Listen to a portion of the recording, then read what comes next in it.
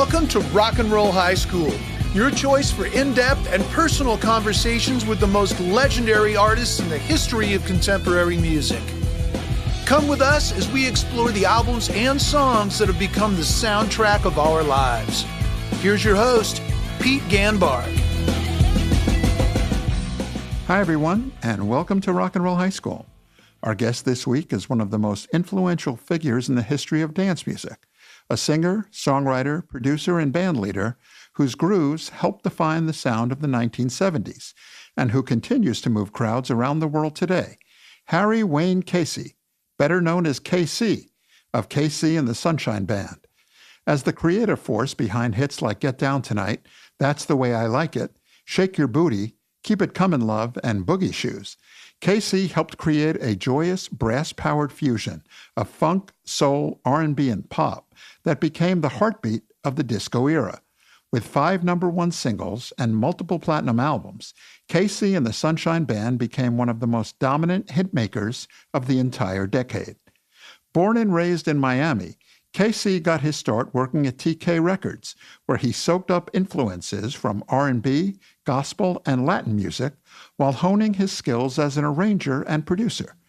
Teaming up with local musicians from the Miami area, he developed a sound that was unmistakably his own, rhythm-driven, horn-heavy, and built for the dance floor. Over the decades, KC's music has never left popular culture, from films like Saturday Night Fever to countless commercials, TV shows, samples, and remixes, introducing new generations to the feel-good energy of the Sunshine Band's catalog. KC joined us recently to talk about his journey from Miami to the top of the charts, the stories behind all those timeless hits, and how he built a musical legacy that continues to shine. Shake, shake, shake. Shake, shake, shake. Shake your booty. Shake your booty. Oh, shake, shake, shake. Shake, shake, shake. Shake your booty. Hi, everyone. Welcome to Rock and Roll High School. I am thrilled to be welcoming our guest today, somebody that I've wanted to speak to on our podcast for a long time, KC. Hi, KC. Hey, how are you? I'm great. You're home in Miami, I hear? I am. I leave again on Thursday. I'm kind of just home during the week. Right. I checked your website. You're gigging all the time. Are you still enjoying it? Yeah, I'm having a good time. I retired for 10 years, came out of retirement and got off the drugs and having a great time. Well, what's amazing about your body of work, we were just talking before we went on the air that I'm involved with the Songwriters Hall of Fame. You're on the ballot this year. This body of work that you wrote, pretty much 100% yourself, both for your band, KC and the Sunshine Band, but also the iconic songs for George McRae and Betty Wright and Jimmy Bo Horn. They're timeless. These are songs that, even though they were of a time and a place in a decade of the 70s into the 80s, these songs are peerless, the writing is peerless, the production is peerless, and the copyrights are timeless. I know it's pretty amazing, actually, because the critics did nothing but tear me apart, in the heyday of our career. And to see that it's just outstood the test of time is pretty rewarding, actually. I think one of the reasons it has is because it's positive music. It puts a smile on people's face. People want to get up and dance to it. There are not a lot of people that I talk to whose music brings joy to everybody, and your music does that. I mean, that was the whole plan behind it all. I'd been writing since I was 13, and I had some minor hits on the Billboard charts for some of the other TK artists and stuff before things happened for George and myself.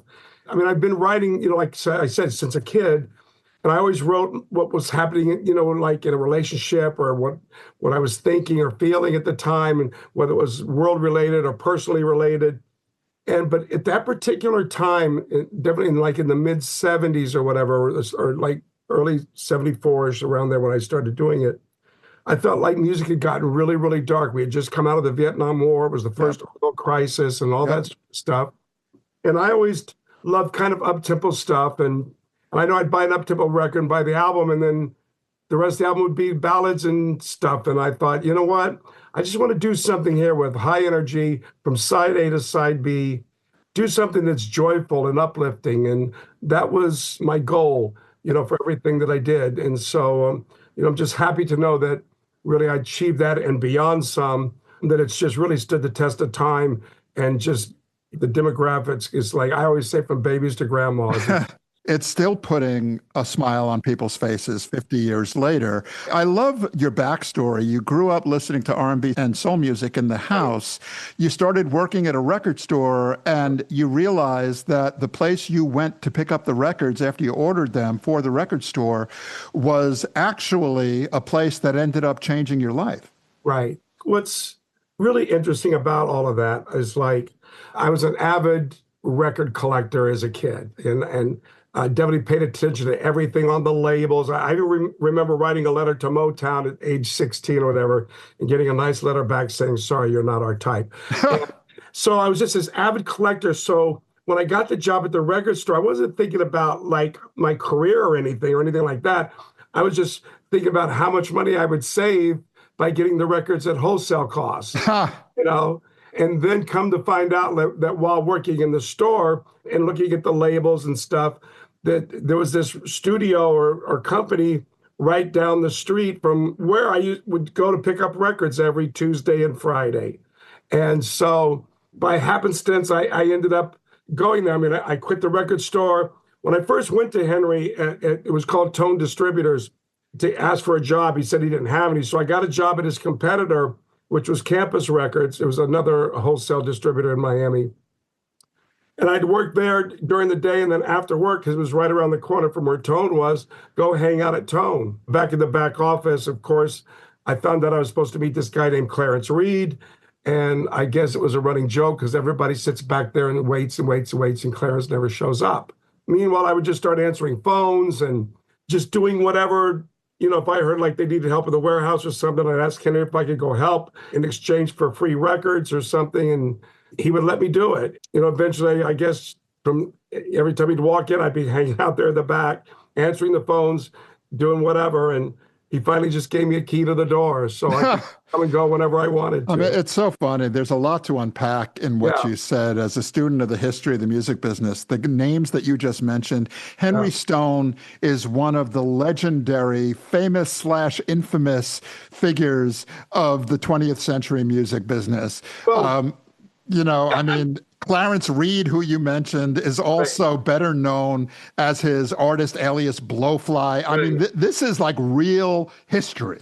I mean, yeah, because Henry distributed Atlantic Records. He distributed most everybody. Yeah, he had Atlantic, Warner Brothers. He didn't have Elektra, but he had Atlantic, Warner Brothers. And I remember boxing every one of those records up, having to write on the outside of the box, SD 8201 or whatever it is, or 7229, which I think is Crosby, Stills, and Nash. I had to put on the outside of the box every record, how many was in every box and what it was, as we shipped it all back to Atlantic Records because they were going to form WEA and start distributing their own box. Right. And so at what point do you say, okay, I'm answering the phones, I'm taking out the trash, I've got the key to the place. At what point do you start making music there? Well, I mean, just all part of that. I mean, because sessions would go on at night, and that's kind of when I would kind of come in. Then I would start hanging out upstairs with Clarence and Willie or whatever when a session was going on, or I started doing some writing with Clarence and some of the other artists, some writing by myself. I just saw a niche there. There was some artists that nobody was paying attention to. And so I gave the attention to them and wrote little songs for them and presented them to Henry the way everybody else does. And these are artists like whom? One, her name was Lynn Williams, and her mother was Vanilla Williams. She was a famous DJ at WMBM in Miami. And her daughter was one of the artists, and Jeanette Wright, who was Betty Wright's sister. I did stuff for her in the beginning. Right. Then I started doing stuff for Jimmy Bullhorn, stuff for Betty. Right. I was just involved with a lot of things, through Clarence and them, and hanging out, playing on stuff, and doing co-writing with them on songs here and there. Right, and learning your craft and putting in your 10,000 hours. At what point do you start your own management company and start working with Timmy Thomas? I just saw all these things, these opportunities there, including for Betty. And I did Betty's bookings and Timmy's. And I saw that no one was paying attention to or helping them, book their shows or do anything like that. And so I just picked up where there was an empty space and started taking the calls and making the arrangements, the cars, the planes, the hotels, and All of a sudden, you're the manager. all of a sudden I'm the manager. Well, talk about the wedding that you went to at Betty Wright's house, and she had a band playing the party, and you listened to that band, and you got an idea. Right. She'd hired I think it was the Miami Junkanoo Band. If you're not familiar with Junkanoo music, it originates in the Caribbean, specifically, I think more in Nassau and the Bahamas. Yep. It's cowbells, it's drums, horns, whistles, and it's just very infectious. When they start to play and you're sitting next to it, you cannot help but feel it go through your body and just create all kind of wonderful emotions and feelings and stuff and make you feel so good. Makes your whole body just shake and rock and everything. And then you and Timmy get a gig in D.C. Right. So I booked him on a show with Rare Earth in Washington, D.C. at the Capitol Center. And that night, as I'm watching him play, the entire crowd is blowing whistles. I'm thinking, holy cow, this is crazy. So on the way back, I think, well, let me write this song called Blow Your Whistle, because I remembered, the Junkanoo thing. And I thought, let me bring this Junkanoo music to the mainstream because it's, it needs to be heard and felt. And so I go in and I hire some of the musicians at TK. I think a drummer, I think his name was Breeze, and the bass player there, and a guitar player. I can't remember who with the guitar, but it wasn't Jerome at the time. And then I bring in the Miami Junkanoo Band to play on the record and do this song called Blow Your Whistle. It starts making noise.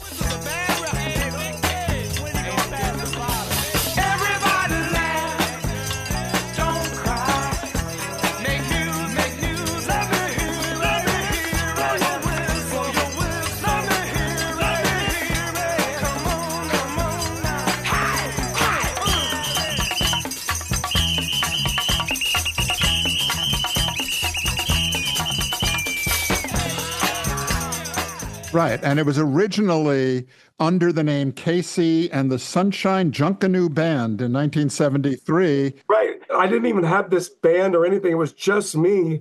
And I called it Casey and the Sunshine Junkanoo Band, thinking, well, we'll figure that out later. Right. Why not? And Henry puts the record out on TK, and it goes top 20. It does. Crazy. Yeah, really crazy. You're 22 years old at the time, right? I am. That must have been like, what? Henry wants another record. And so okay, we did the whistle. Let's write a song called Sound Your Funky Horn. Correct. And I was listening to that song, like just getting ready to talk to you today. I was listening to it. I talked to Robert Cool Bell a couple of years ago on this podcast. It feels like before, the mainstream celebration era of Kool and the Gang, they made such cool, fun dance records, like R&B records. And Sound Your Funky Horn feels like it's from the same spirit as the old OG Kool and the Gang.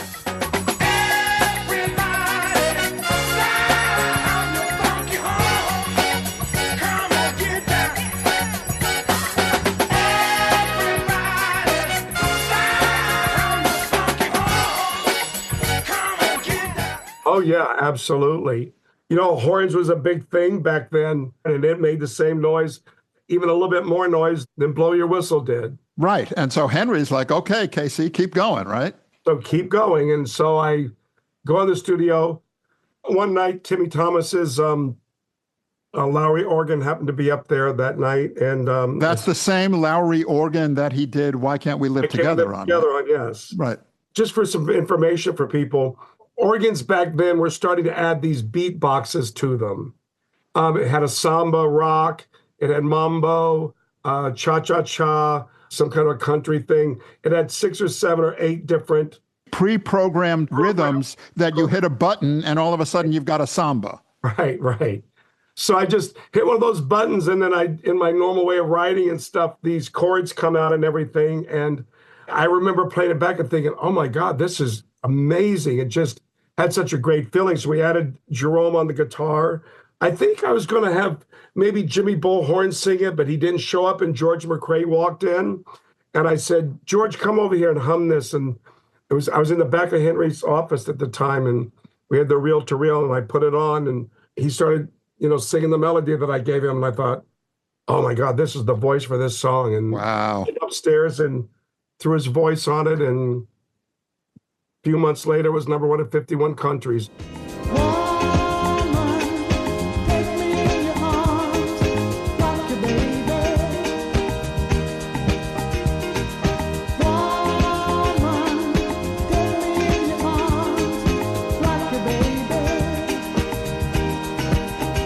Yeah, not even a few months later, like 4 weeks later, you know. It was pretty quick. So in the summer of 75, Yeah. you know, there's this kind of like early disco era starting with the Hughes Corporation Rock the Boat is number one July 6th of 74. And then Rock Your Baby, written and produced by you and sung by George McRae, is number one week later in July of 1974. Yeah. It was just pretty crazy. I mean, I just couldn't believe it.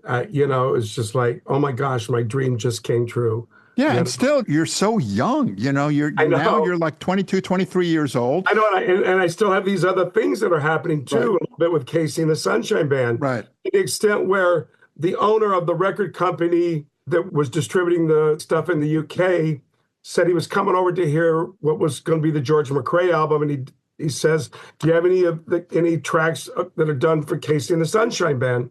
I just happened to have the next one done at what I was called Queen of Clubs. He hears that. He says, this is a smash in my country. She's got style, y'all. She's got class. She can groove it slow or move it real fast.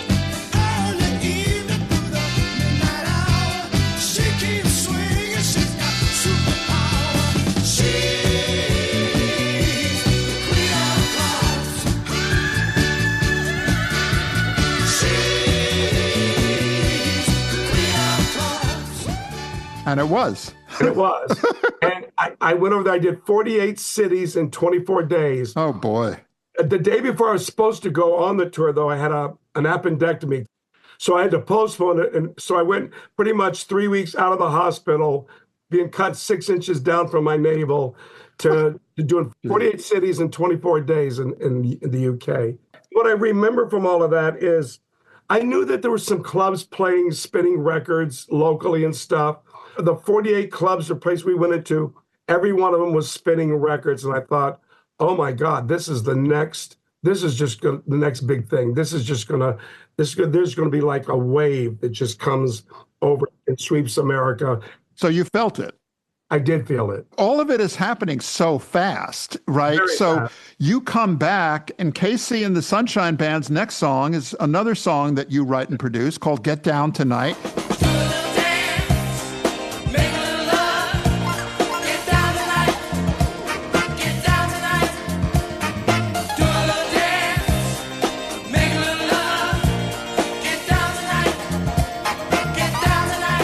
And that's another number one song in August of 75.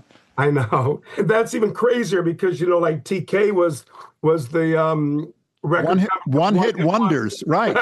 Right. If Henry had 10 number ones on different people, he didn't care as long as it was number one or whatever. So all of a sudden, he's got a real artist here because Casey and the Sunshine Band are having hit after hit after hit. Yeah, yeah. And that must have been crazy for you because you're still fairly young. You're in your early 20s. You're having hits. It's like a roller coaster. It all goes super fast. It does. It seems like it. I mean, my life, pretty much consisted of, I'd be up late working on stuff, but I'd get home at 6 o'clock in the morning, sleep till 3, grab lunch, and then start all over again in the studio, like every day. I mean, I didn't take holidays, vacations, nothing. It was just nonstop because now I had Casey and the Sunshine Band. I had George McRae and Betty Wright, and soon I was going to have Jimmy Bullhorn. And right. There was a lot of demand for what I was doing. And right. So it was definitely overwhelming, but exciting at the same time. And I just wow, how lucky am I? I'm getting to do something I've loved and dreamed about all my life. And you're having hits. You're winning Grammys. Yeah. The song you wrote for Betty Wright, Where is the Love? Great song. In the spring of 75, you guys win the Grammy for Best R&B Vocal and Best R&B Song. Where's the love? Where's the love? You promised me. Got to know. Where's the love? Where's the love? You promised me. And what was interesting that year, out of the 5 nominations, I was 3 of them. Oof. It was That's the Way I Like It, Get Down Tonight, and Where Is the Love by Betty. Amazing. And you have a bunch of Grammys. You have a bunch of Grammy nominations, and the hits kept coming. Get Down Tonight, That's the Way I Like It, which actually was #1, fell out of #1. Fly, Robin, Fly goes to #1, and then That's the Way I Like It is too big, and it goes back to #1.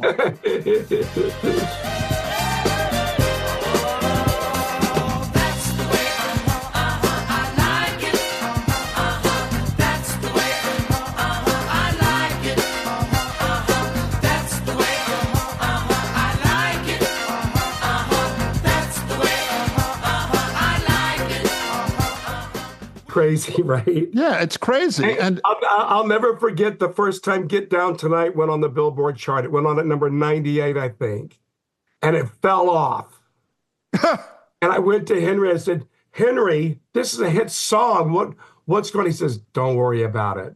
I'll never forget those words. That's really funny. Don't worry about it. You know, it's funny because a lot of your songs talk about the titles having the repetition in it. That's the way, I like it, shake, shake, shake your booty. And I heard you saying that even though you weren't a fan of their music, the Beatles had a lot of repetition in their titles. She Loves You, yeah, yeah, yeah. I Want to Hold Your Hand, things like that. I was never, a huge Beatles fan or anything like that. I did like some of their stuff. Some of their stuff was kind of pretty funky. So I would kind of lean towards some of their stuff or whatever. And I never did really pay attention to other writers or anything like that until the Beatles did their Blue and Red album, Greatest Hits. Yep. They put all the lyrics on the inside. And so I would consider myself more of a commercial writer. So I was reading through their lyrics one night, I thought, this is what I'm doing, so this is okay. And the other thing that from working in the record store, I wanted to make sure people knew what the name of my song was. Because right. I'd be in the record store, people would come in and try to hum a song, and they had no idea what the name of it was. And so I leaned toward probably doing more commercial writing, which is more repetitive of the chorus and stuff like that. Well, that's smart. As opposed to telling stories and, there's different types of writing. So I'm probably more of a commercial songwriter. Right. You're not going to write a song that the title of the song is not in the lyrics like some of the artists do. So then I'm Your Boogie Man, which you wrote from the point of view of a radio DJ. Right. And I heard you say, if you were a disc jockey, I'm the Boogie Man. Like you call in and you want to hear a certain song, right. I'm your Boogie Man. Turn me on, Exactly.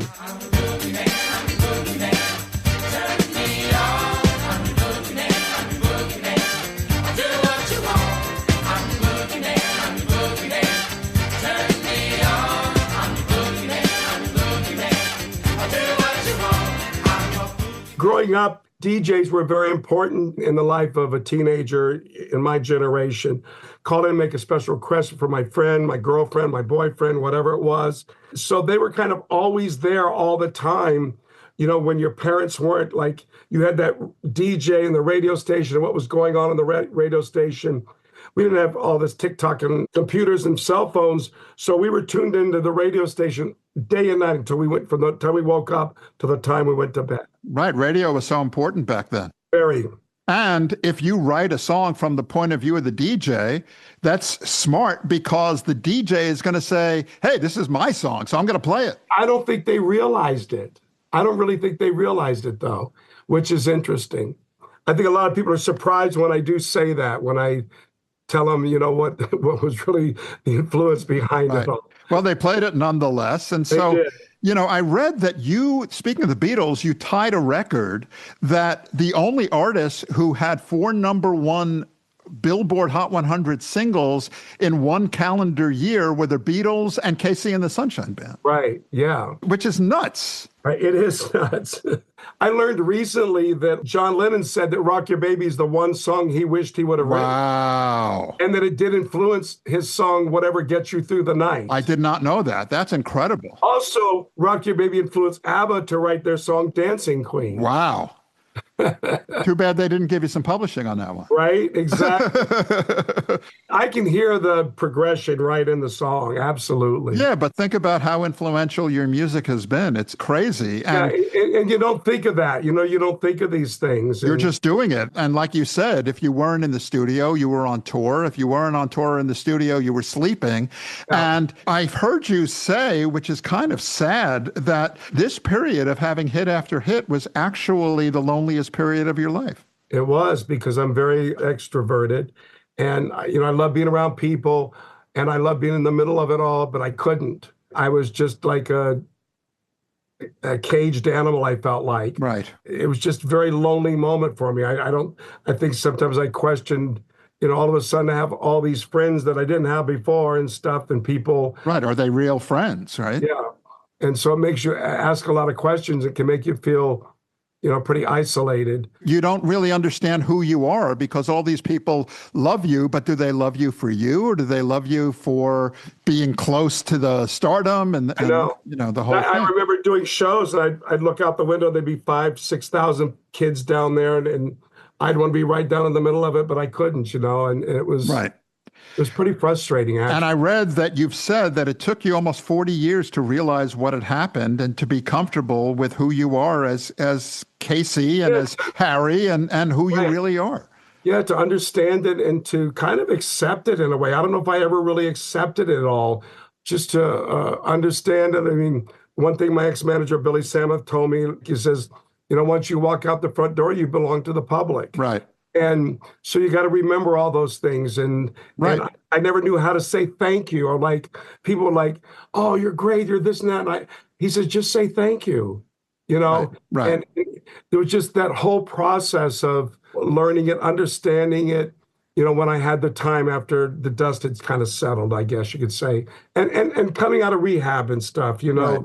that was just eye-opening. It was like being born again, in a lot of ways. And to be able to look back and say, I did this and I should be proud of this, because there are not a lot of people who have been able to do what you've done by bringing joy and putting smiles on people's faces. That's so important in a dark world that we live in too much of the time, And sometimes you forget. I forget about that kind of a thing, because I don't like to think that I'm that self-centered that I dwell on those sort of things or whatever, but I do acknowledge that I'm very, very lucky and very blessed. Absolutely. And people still want to hear your songs. I'm very intrigued by the theatrical musical that's in development of Get Down Tonight, the music of Casey and the Sunshine Band. How's that going?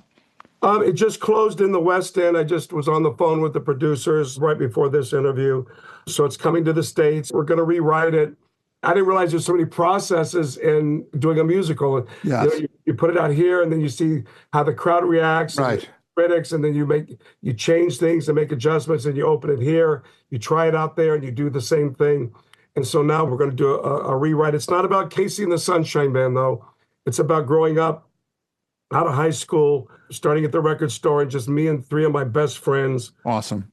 It's just about four people that loved each other, and the music just fits the narrative. How does it feel when you're sitting in the audience and watching actors play you and your friends telling the story of these times and this music?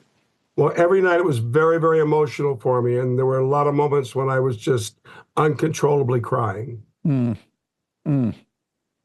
Well, we can't wait to see it here. I mean, and again, the hits just keep on coming, no pun intended. Keep It Comin', Love, which was held out of #1 by the Star Wars theme. Keep it coming, love. Keep it coming, love. Don't stop it now. Don't stop it. No, don't stop it now. Don't stop. Keep it coming, love. Keep it coming, love. Don't stop it now. Don't stop it. No, don't stop it now. Don't stop. At the same time, songs like Your Boogie Man and Keep It Comin', Love are also part of albums. I mean, this is an era where it was all about the singles and the one-hit wonders on TK Records, like you mentioned, but you guys are putting out albums where the songs are segueing into each other. Right. And, it's really an album experience, which is probably the first time that music like this became an album experience.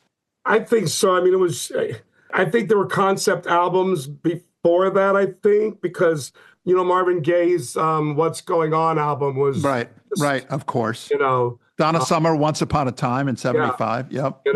so not to say it was an experiment. It was just the way that it felt it should happen. Right, but it worked, It did work. It did work. And then you have Boogie Shoes, which was an older song, but then it gets used again in Saturday Night Fever. You end up winning another Grammy for Saturday Night Fever. Yeah. Saturday Night Fever was all encompassing everywhere in the late 70s, and you are part of that. I wanna put on my boogie shoes, just boogie with you.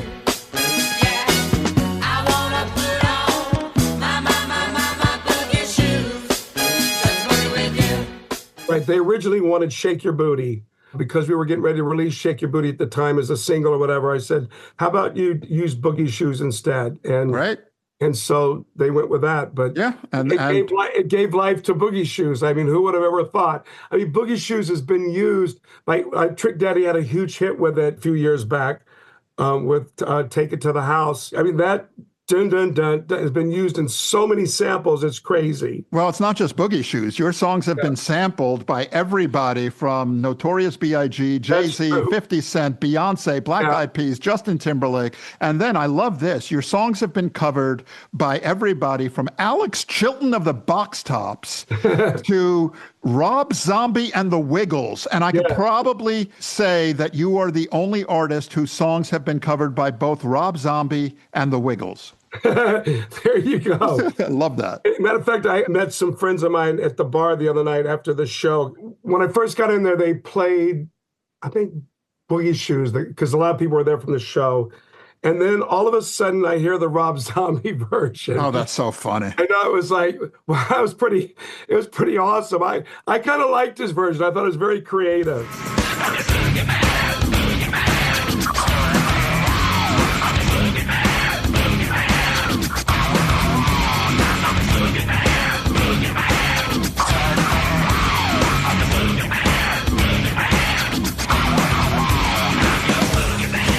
Of course, he's going to cover your song Boogie Man and take another meaning of it, Have you ever heard Dead or Alive's version of That's the Way I Like It?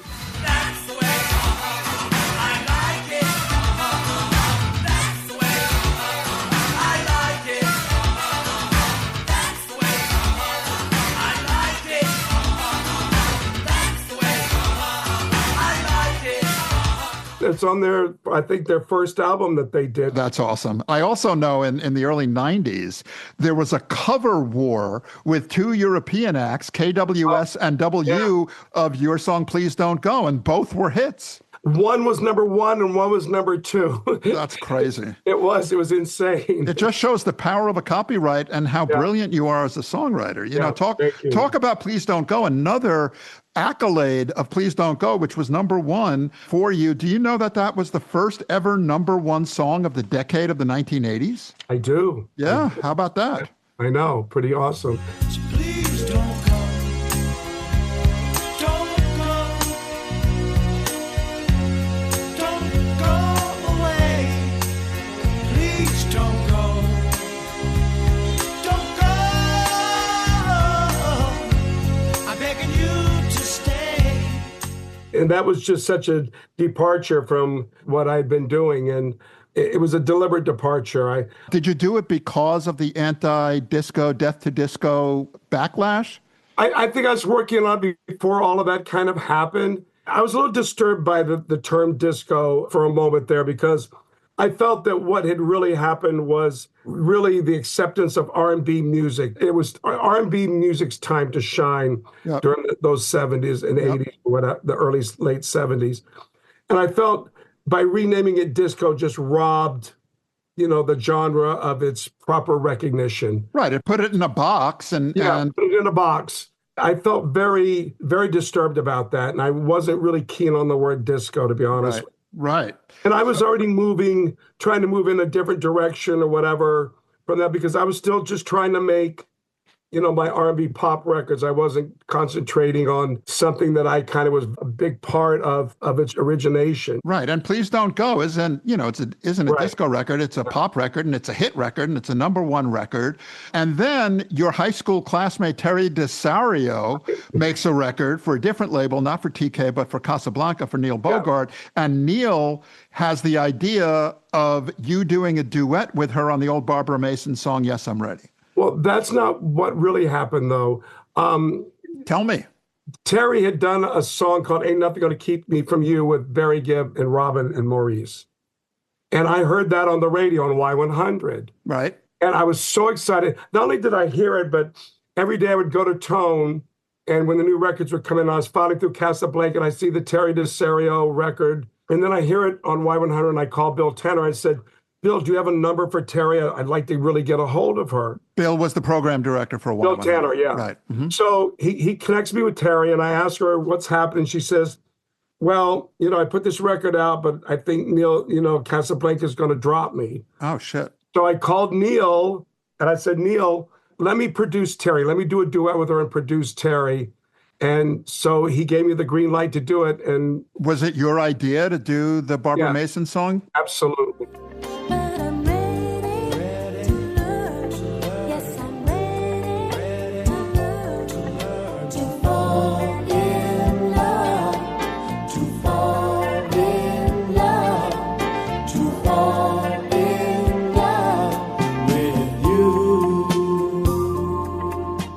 And that was a big, big, big record. Did you and Terry know each other? You went to high school together? I believe from elementary, junior high to high school, yeah. Wow. And I'd always kind of kept tabs on what she was doing, because to me, she just had one of the most amazing voices that I'd ever heard. And what's really interesting about Terry, if you look at it, she really influenced a lot of people. I mean, like Pat Benatar, and in a different way, because if you look at that album cover we did on her album, Moonlight Madness. Right. Moonlight Madness. Harry Langdon designed and everything. I mean, you could see where everybody just like... She looks like a star on the cover of that. Everyone just grabbed onto that look of hers. And next thing I know, everybody's wearing it and singing it and everything else. Because Terry really liked more like rock kind of sound. Right. She's a little harder of a singer. Right. Well, Yes, I'm Ready, another big smash. And then a year or two later, you're in a bad car accident. Yes, I was going out to dinner and a car hit me head on. And it took a while for you to recover. It was 9 months. I had to sit under a door or whatever with traction to keep the pressure off the nerve so the nerve could heal. I think, according to the doctors, it was very close to I could have severed it, and that would have just been the end of everything. And I had very little feeling in my left arm. And of course, my right leg, I still have nerve damage to my right leg from it. Pretty frightening experience, to be honest with you. You talk about being isolated. I mean, now throw a car accident in it with 9 months of rehabilitation, and that's even more isolating. Well, I mean, I was already living that life anyway, you know what I mean? I'm still in the same house I've been in since 1976. And when I built the house, I mean, my whole life the house had to be my existence. So, right. I was kind of used to that part of it, at that point. At what point do you write and record the next hit, Give It Up? I'd written it actually before the car accident. But I think I remember maybe being in the hospital. I remember having the tapes of it in the hospital, the rough version of it.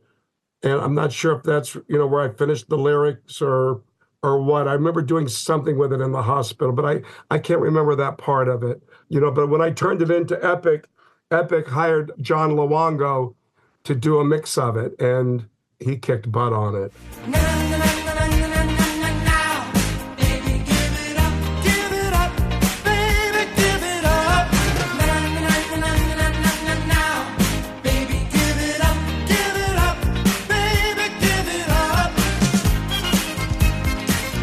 John Luongo may be a name that our listeners don't know. He was a famous DJ in Boston and then moved to New York and became like the go-to guy to remix all the hits with tempo for pop radio. And he did a great job. Great guy. Yeah. I think he did a lot of stuff he must have done a lot of stuff for Epic or... For CBS, he did. Yeah, for sure. And so the UK division of Epic loves the song. They Right. push it. It becomes a big hit. It goes to #1 in the UK, becomes one of your biggest hits there. 6 weeks, #1 in the UK. Crazy, but Epic in the US is still not interested, so you release the song on your own. Again, Y100 started playing it off of the success of the UK. I'm not sure if they used to do like a satellite transmission of the UK top 10 or whatever it was. Sure. And I think that, forced the record here. But yeah, Epic didn't want to release it here. And I'm thinking, are you crazy? So they gave me $100,000 and the track back, and I put it out. Right. And that song, Give It Up, is your most streamed song on Spotify. It's got well over 100 million streams. And it should have reflected #1 on Billboard. And the only reason it didn't is because of the timing of when stations went on it and went off of it. It was a #1 record on every radio station in the United States for 5 to 6 weeks. Well, the fact that if you go to Casey and the Sunshine Band on Spotify, you'll see that is the most popular song. It is. That's crazy. Great song. And so when you go out and you tour right now with Casey and the Sunshine Band, one, can people expect to hear all of these songs? And two, are you still enjoying it? Absolutely. I'm having the time of my life. Getting to the places is a little crazy sometimes with the world, but once I get there, get on that stage, that's my happiest moment anyway, is on that stage. Because it's, that's the one part, like for artists, that, when we get on that stage, it's our one connection with our fans. Fans read about us. They know everything about us. We have no connection with them. And until we get on that stage to actually look at them, feel them, and be a part of them, and then be a part of us. And it's magical. Especially with the music that you make, like we've been saying, is such feel-good music. And it's music that if people come to see you, or if they decide to listen to your music on streaming, it's going to put a smile on their face. And who doesn't want to smile? Absolutely. So before we wrap up, you mentioned Give It Up. After Give It Up, things go a little dark. You take time off. You want to talk briefly about that point in your life? Well, my father passed away during that time. I was just done. I was done with the record business. I didn't want to be told what to do anymore. I just didn't want to. I just went in the corner and prayed to God, just bring it to a zero. I just didn't want to have anything to do with it anymore. And of course, at that time, I just started partying and just doing things I never had really done before. Right. And you said you did things in your 30s that people usually do in their teens. So it almost killed you. Almost. I had 3 grand mal seizures from it. One time I was on my boat and I guess I fell in the canal, and luckily there was somebody with me who pulled me out. Oh, my goodness. Yeah. And then in 1991, you got a call from Arsenio Hall, of all people. I did. He said he wanted to see a revival of the band on his TV show, and I thought about it. So I put a group together and flew to LA and did the TV show, and they dressed us in 70s stuff. And at that moment, I felt like I realized, bells started ringing in my head. Like my dad had said, never give up. And here I'd given up. And I just realized, you know what? I really miss this. So now I need to get back. I need to get to where I'm part of that again, And so I come back, not with the band, but I get my background singers together, and we go out and we just start doing some clubs. And then also realizing, oh my God, people really want to see us. So now I put a band back together, and here I am. Well, that Arsenio performance is over 30 years ago. So for the last 30 years, you've been out there bringing the music and bringing joy to people. What is left? I mean, we're recording this towards the tail end of 2025 in late November. We talked about the musical. What else is coming? What are you looking forward to? Well, the last 12 years, I've been working on 56 new songs, and then some remakes of some of my classics, but nothing like the originals. So I'm hoping to get that music out, because it's kind of probably the last thing I'll ever do.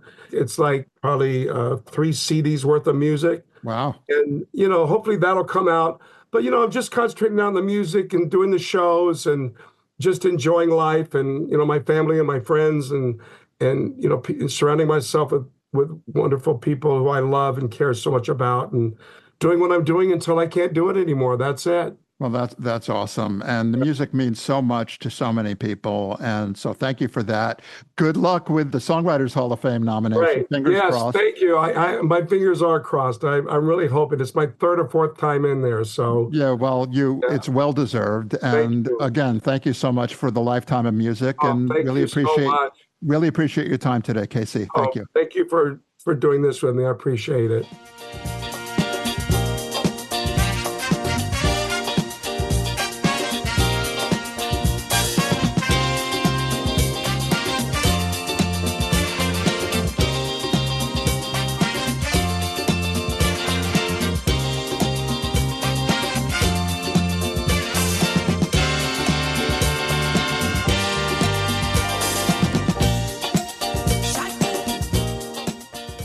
A big thank you to KC of KC and the Sunshine Band for joining us this week. From Get Down Tonight, and That's the Way I Like It, to Boogie Shoes and Shake Your Booty, KC's songs remain some of the most joyful, infectious, and enduring records in pop and dance music history, still filling dance floors and putting a smile on people's faces more than 40 years after they first hit the charts. To keep up with KC's latest shows and releases, visit kcandthesunshineband.com for tour dates, news, and more. Thanks for listening. We'll see you next time for another episode of Rock and Roll High School. Rock and Roll High School is a presentation of Pure Tone Music, produced by Pete Ganbarg with assistance from Steve Leeds, Joe Pomerico, Dana Stenson, Aaron Menuza, Christina Katsamanidis, and Rich Mahan.